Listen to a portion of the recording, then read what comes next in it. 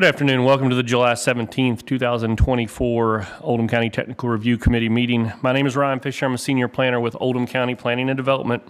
The purpose of this meeting is to review proposed subdivisions, zoning map amendments, and development plans before they go to the Planning Commission. This gives local agencies and utility companies that will provide services the opportunity to review those plans, discuss and comment about the accessibility of services, and ensure all aspects of the development plans adhere to zoning and subdivision regulations. This meeting also provides any adjoining property owner or concerned citizen that may be in attendance the opportunity to ask technical questions of the applicants or agencies represented before you. We only have one case on the docket today, which is TRC-24-011 for a Crestwood Strip Mall development plan on the Walmart property. It is for a development plan, so we will first allow the applicant to come forward and give a brief overview of their application. We will allow the agencies that are up front to go ahead and provide their comments, and then allow the public, if any happen to come in between now and then, the opportunity to come up and ask technical questions of either the applicant or the agencies represented. So with that, we'll start with the applicant. Phil Gambrell, Prism Engineering, 2309 Watterson Trail, Louisville, Kentucky, 40299. Okay.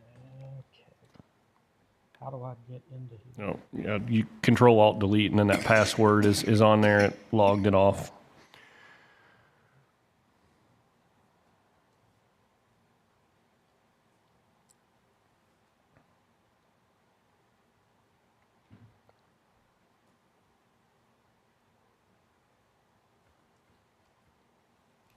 I can actually follow directions. Yep, should be right there. Okay. As Ryan mentioned, we're here today to talk about development plan for a vacant piece of property at the Walmart Center off of Veterans Parkway. The property, as you can see on the slide here, is adjacent to the existing Taco Bell restaurant. Okay, come on down. To give a little overview of where it's at, the dark red box there, it's located to the northwest of the Walmart Supercenter, and again, next to the Taco Bell. Here's a little bit closer look at the area. As you can see right now, the existing site is approximately half of it is covered with asphalt parking lot, and pretty much the other half is gravel for maneuvering. I guess they've been parking trucks and trailers in there, and they needed more than just the asphalt. Here's a little closer view of the proposed structure. We are looking at a 150 by 50 foot building. The first 50 feet of it is a proposed coffee shop with a drive-through. The drive-through is on what we consider the backside of the structure between it and the Taco Bell. It has proper queuing lane and ordering facilities. The remainder of the retail area, which is 5,000 square feet, will be broken up into smaller retail shops. Our parking is within the minimum and not more than the maximum. And that chart is on the development plan that is in front of you. The reason I prepared the slide the way I did here with the green on it is because the one item that we need to look at is for a waiver is we are requesting a waiver from the 65% impervious area limit for this zoning classification, We are asking that it be increased to 83%, just in order to fit the drive-through facility and the required parking. It pretty much took up the site. As a caveat, the 83% impervious is less than what the imperviousness of the site is currently with the parking and the gravel. And that's, welcome any questions. All right, thank you. I'll begin with planning and development comments, and then I know Jim Urban has one to add, maybe more. So mine are pretty short and sweet. I've got two letters for both of you all. First one is just the parcel ID listed under the project summary, I believe is incorrect. It should be 23-00-0016K. I think the one that's provided takes me over to LaGrange behind the Tractor Supply. So. Oh, I know exactly where that site is. Yeah, so yeah, if you can just change that. Include the name and address of the property owner right now in the title block. And then obviously a landscape and lighting plan will be required at the time of construction plan review and approval. As of right now, the state will handle the permitting on a building this size, but depending on what happens with our building construction and maybe looking at expanded jurisdiction, that may change. But as of right now, that would go to the state, but just make sure that landscape and lighting plan comes to us, and ensure that screening requirements for service structures, including dumpsters, are included in that plan. And then I guess my one nitpicky comment would just be outside dining under parking summary is misspelled and should just have one N. That's all. I'm an engineer. We can do a lot of stuff, but we cannot spell. So that is all I have at this time. Jim? The one thing, I believe that there's a shared access easement for that entrance, which is on the subject property, but allows access to the Taco Bell. So if you can find that and put it on the, noted on the driveway entrance. Okay. I think when Taco Bell was built, they have a access and maintenance agreement. I'm not sure about that, but if you can look that up and find Couldn't out. find anything, but I figured at the very least, if we didn't have anything recorded, you guys would require Yeah, us yeah. to have one. And when I emphasized, I think, it's because I didn't look it up, but I seem to remember that Taco Bell had some kind of cross-access agreement, because that's the only way they can get in there. If there's not, we probably should make sure that it's, Well, they have the entrance up at the top. again, from what would be Kenwood Crossing. Yes. Yeah. That was my only comment. All right, we'll go down to the end. Mr. Marshall?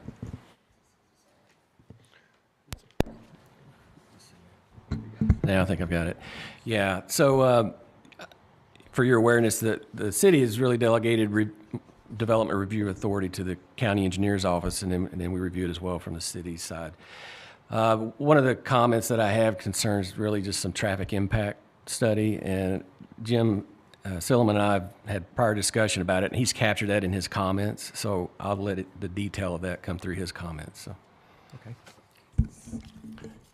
So I'll give you a copy of the letter and a red line drawing after this, but this is somewhat unique in that since the site land disturbance is less than an acre, it wouldn't require the Kentucky Division of Water KYR 10 permit, nor would it require our stormwater quality management and erosion control permit. So you can update the note 1 on that. However, we will still review it, and because it's part of a larger common development, the post-construction runoff ordinance applies. So the construction site runoff ordinance doesn't, but the post-construction does. So no need for those 2 permits, but we will still need to address water quality volume. And you won't need to, I don't think you need to address this stormwater detention with this, because based on review of the February 2014 Planning Commission hearing for the Walmart site, detention for the whole larger development is accommodated by two regional basins.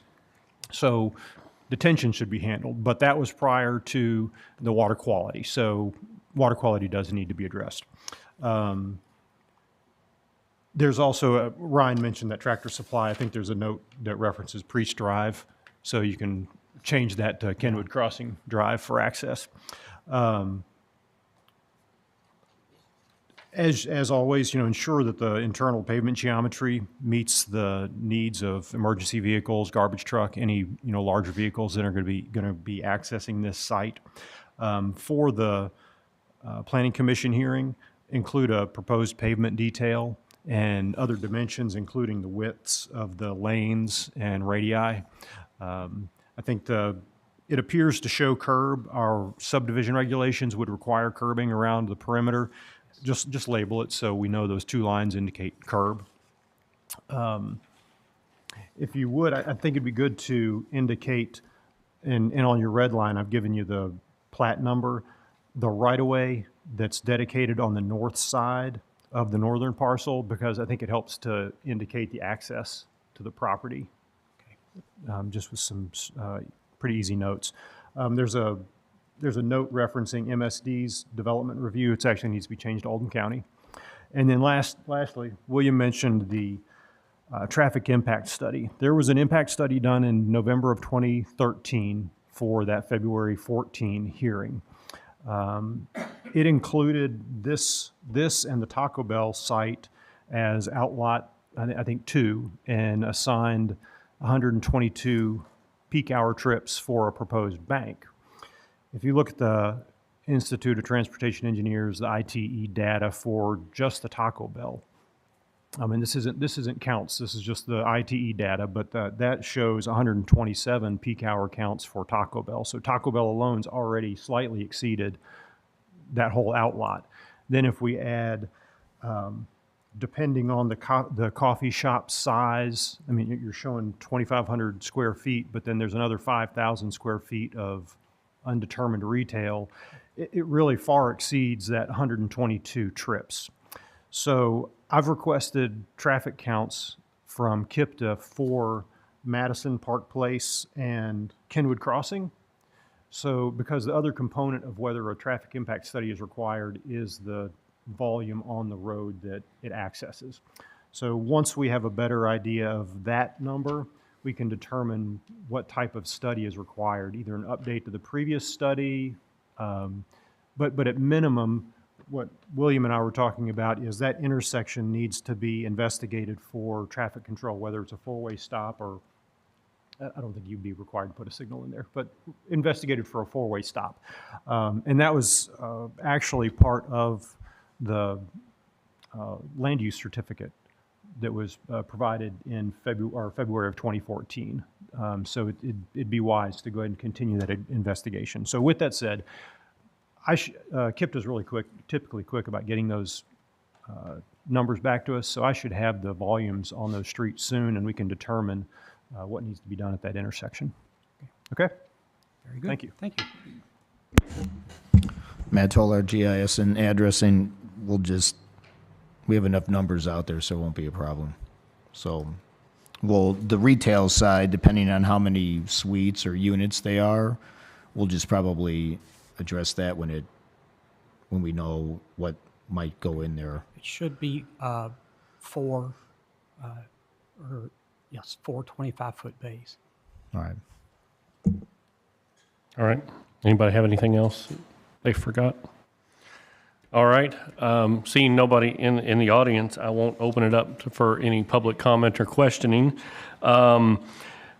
If anybody watching this did receive any notice of today's meeting, you'll also receive notice of any further hearings that the applicant does apply for. I know you all had put in originally the development plan, so if it's your all's intent to move forward based on any of these comments or Jim's comments about traffic, just make sure you let me know so that I can ensure by the next filing deadline that we get you on there. So other than that, that is all I have in this meeting. Will stand adjourned. 1:16. Thank you.